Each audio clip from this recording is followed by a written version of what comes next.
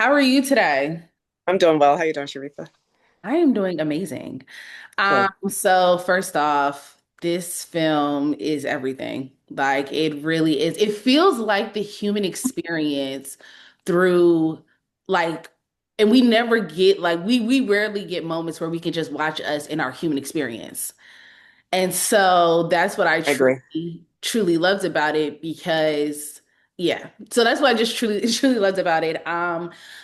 How was it like working with Rachel on this project and bringing her vision to life? It was a joy. We have a ton in common, including but not limited to a certain kind of worldview. You know, she treads lightly. We're both humans who, move through the world with a certain sense of wonder and love of humans, but also a bit of befuddlement.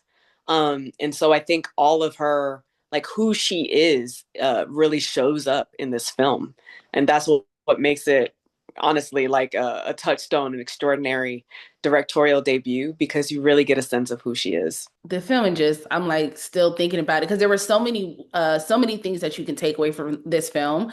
And it's definitely so important to watch it all the way through because my how I felt about things just changed. And Yes. it ended so beautiful. And it deals with so many different topics that are like kind of overlaid. Yes. But Brooklyn is so important to the storyline. And so, what was your personal relationship with Brooklyn, and how did it affect how you performed in this film? We all, Andre and Nicole talk about like house parties they used to throw together. There was one point where I first met Nicole Beharie. Mhm. Um, we were like auditioning for The Mountaintop, this play on Broadway, Katori Hall's beautiful play. And after that, like we would go to like skating, like roller skating in Brooklyn. You know what I mean? That is, So I just, in so many respects, I went to NYU. When you grow up in New York, when you're like coming of age in your 20s in New York, it's like it's impossible not to imprint you. yeah, Like you're growing up there. Like so many of my core memories, one of my best friends still lives in Brooklyn. Like so many of my all my homies still live in New York. Like um it's a very, very important city to me. so shooting it in well, not 2025, but shooting it when Brooklyn has already Yeah. transitioned, although the movie is talking about its transition, how did it feel to shoot it knowing the version of Brooklyn that you know? It's always melancholy, Mm, It's always like change is inherently melancholy. Like it's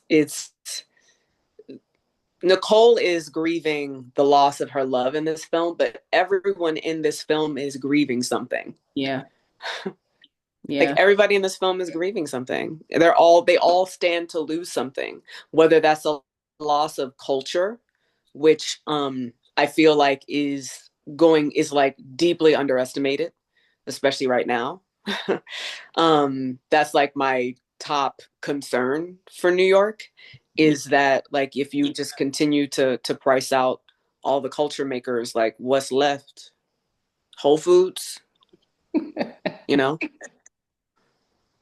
Like what are you gonna enjoy? You Yeah. know? So yeah, I mean every time I go back and I tend to, it's really wild because even like Someone Great, we shot so many sequences in Brooklyn, and every time I go back it's like you kind of see the layers on top of the layers, and you see what's kind of like faded out and what's fading in. And I mean, not for nothing, there are things that have like faded in and out that were new too. Like there's not as many spin studios as there was 7 to 10 years ago. That's So many spin studios. So yeah, change is tough. yeah. How would you describe Nicole's essence? Calming. Um, I think she's calm. I think she's grounded. I also think we share mischief, you Yeah. know? She reaches that, she reaches this kind of like odd bliss you find after you go through something really difficult and really real and recognize that you've survived it. There's almost this kind of disbelief, you know, and a questioning and an acknowledgement that, like, maybe you don't know everything there is to know. And so I also think there's this beautiful element of humility about her, because she's just like, I don't know. We'll Yeah. see. Yeah, that's I like those. Grounded is definitely the main one that I got from her. And acceptance was another one because I think when you go through what she went through, you learn to accept things faster than I think other people. Truly. And And your yeah, perspective is completely different. It's a completely. it's a Yeah. perspective you can't teach. Yeah. you You know have to it's a lived perspective. Um, yes. how did you go about approaching her? With love, with a real deep love. I mean, I'm very fortunate. I've been married to an amazing human being for 16 years, which is insane to say Oh, out loud. beautiful. Um, and I think I was just really carrying, the legacy of my life. The legacy of my life will not be film and TV credits. The legacy of my life will be our love story and the community that we've built everywhere we've gone. And so it didn't take very much for me to just channel the gratitude and the extent of that love into the unthinkable thought of having constructed the life of your dreams and then losing it. That's heavy. But yeah, I get that. That's heavy though. One of the It one of is. the main things I really liked about this was that we saw the messiness of adult life, or just life, through the eyes Yes, of a child. life. And the child was she was a child. And so she would say a lot of the things that no one would want to say, and she would make it awkward. But it was like she was also asking things that you probably wanted to ask. And Yes, so I loved that aspect of like her being a part of this. How did you feel yes. about working with the child and her role in this film? Uh-huh. And Not my first time. I love working with the young before. I love working with kids. And the last project, like right before this, I worked on a horror movie called oh, imagine. Imaginary, and that director, yeah, he's like he's like, DeWanda, you like working with children because they come as prepared as you do. You're not going to get a child on set being like, okay, so what's my lines? What am I saying today? That never happens. Okay, children come prepared. And because we're both prepared, we're just playing. We're playing until they call action. It's the best. I get to be Auntie D. And if you are working with young performers, especially, this was Cadence's, like, one of our first things. Mhm. There's a level of, like, you have to be a co-director. Yeah. You do have to, like, walk them through and be like, and remind them, okay, then when you do this, you do this, and then after that, like, you kind of have to, like, walk them through the beats a little more, like the Hmm. things that you just kind of take for granted as an actor and as a human being, you know. But it's just a delight, what you get out of that performance, that kind of honesty. That is the blessing and the privilege of working with children, of working with young performers. It's great. I love it. We get to see women, well, I would say Black people. We get to see them in all aspects and all their layers Yes. and everything in this film. What about that is so important, especially now when it comes to storytelling and us still trying to get ourselves out of stereotypes and things like that? Why was this film important now? Gosh. So funny. Sorry. The thought that I had in my head, I'm gonna be real about the thought that I had. The first thought that I had in my head is like how many cop roles come inbox or whatever because they just love Black women cops. They just want us to play cops all the time in every way. Anyway, that's the first thought I had. And I say that because it takes so much effort to construct a career that is not only like versatile, that's not only like, oh, versatile for me, because obviously I like to play. Also is an honest reflection of the vastness of Black womanhood. Like it just takes so much effort. I mean, the privilege of working for a director like Rachael, with a producer and actor like André, is, is the kind of work that I have to put into other projects. You don't. There's ease. There's ease of conversation. And for us, because it's not passing strange, to see Black people in these spaces, to see this woman like, oh, moving through one facet of her life and training as, a healer, training as a massage therapist. It's something that I am very mindful of. And, thankfully, blessedly, it's not a burden for me. It's a privilege. I consider it a privilege to love us and to reflect us honestly. Like there's no greater compliment than when someone feels recognized. Yeah. So speaking of saying, you have a wide range, which, as you say, um, can be, it's a blessing because you have a bunch of cop roles in your email. Um, where does this fall in where you are in life? Where does this role fall? It just feels like growing up, Mm. you know? Like I've played a lot of like fun characters, Nola's all over the place, you know. Someone great, very coming of age, comedies. Like I've played a lot of very fun Yeah. women. Like what was funny about this is like so many of our crew members acknowledged that ordinarily like I would be playing Beharie's role and she would be playing this Yeah. role. Like that's how we've been prototypically, Yeah.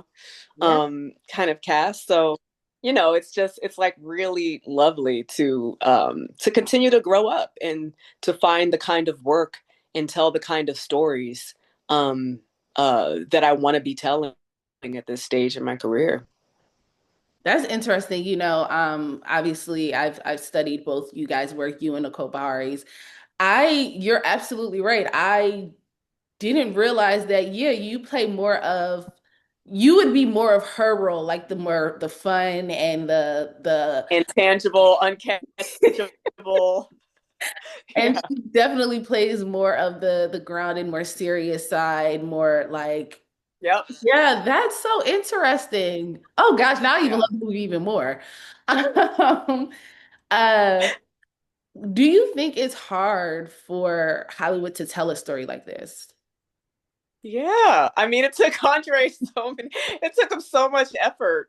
I mean, it's also not for nothing, like petty me, not even outside of my own like being in it. I'm also just like, I hope the movie does really well because Yeah. I do think that we deserve these stories. I think we get a lot of dramas, but to your point, not a lot of reality. Like we got high drama, but we don't get a lot of like, oh my goodness, yes. Like one of my friends, I'm not gonna tell on her, but one of my friends watched the trailer and she was like, bitch, why didn't you give me a trigger warning for this movie? And I was like, I shot it 2 years ago. I was not thinking of you, okay? It's so funny because first off, as soon as everyone that saw it, I do hope more people I hope it gets the support that it deserves. I really, really do. And everybody that I know that saw the trailer, they were like, "Oh, this is a yes for me." On aside from like you guys have like you or some actors that it's immediate, oh, they're doing this, I'm watching. But the trailer it's fresh. It's not even fresh, it's just what we should see more of. It's just what we should see more of. Yeah. It is. It really is. Yeah. Yeah. What do you hope people take away from this movie? I'm kind of astonished that we don't have more stories kind of an examination of like what it means to date um, in a modern context. And what's I think is really refreshing is, no one is out to hurt anybody. Like nobody's out to hurt anyone in this film, and they're doing their best to have as honest conversations as they possibly can, as in their like that is in their power to have. Um, and if anything, I hope that we continue to open up as opposed to closing down. Yeah. Yeah. And that's in everything. That's in friendship, that's in relationship, that's in community. It's in every way. Yeah. And so last question, because it's funny. When I was watching this, I was like, there might be a genre that I don't know, but I was like, what's the genre for this type of film? Because it's it feels it first off, it feels partly like my life. You can relate to it Yeah. so much. It's the human experience, but it's like I wouldn't necessarily say it's a drama because I feel like that everything gets tossed into a drama. But I'm like, there should Uh-huh. be a specific category. There might be one for a film like this. I would qualify it as a dramedy, you Dramedy. know? And I also, like I've been saying this because I believe it. I think that, Rachel's sensibilities are closer to like a sideways, Yeah. or someone mentioned like past lives. Like it's closer to that in my estimate than like a Love Jones. Oh, absolutely. Oh, You know absolutely. what Oh, it's like it's near miss. It's the quirky. It's like there's awkwardness. Like not everything. It's not smooth and slick. yeah. So it's also not a romantic drama. It's so that's what I'm saying. I'm like, I think when these type of films like a past life like this, um, Yeah. there's a lot more human nuance in it. And Yes. I think we just don't yet know what there should be a like if I want to watch something more like it, I need a title for it because putting in drama, It's true. I'm with you. yeah. You're so right. You're so right. Yeah, that was the one thing I took away. I was like, yeah, this is like, it was, but it's a really good film. Like that's the one thing I definitely loved about it. We'll call it for now. We'll call it a romantic dramedy. A romantic comedy. Just tossing all the titles. We're gonna toss it all in. Um, thank you so much for taking the time to speak with me. Oh, and last, how can people support this? Ideally, see it in theaters. I Okay. mean, I ideally see it in theaters. That is my ideal. Like, yes, obviously it will be on streaming at some point, but find your local indie theater spot and go see it. Go see it on the big screen. Bring your friends. Like, go with your girlfriends. Go with your boyfriends. Go with your people. Yeah, because there's gonna be some conversations. Yeah. Um, thank you so much and congratulations. Thank you. Thank you for being here today. Have a good Thank rest of you your day. guys. Bye bye. Bye.